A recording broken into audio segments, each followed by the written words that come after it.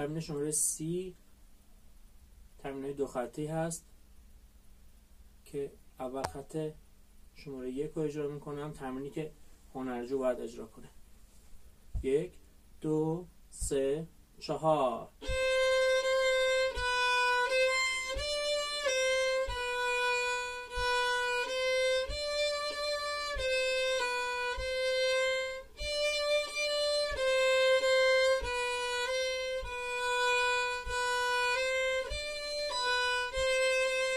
سکوت، آرچه راست.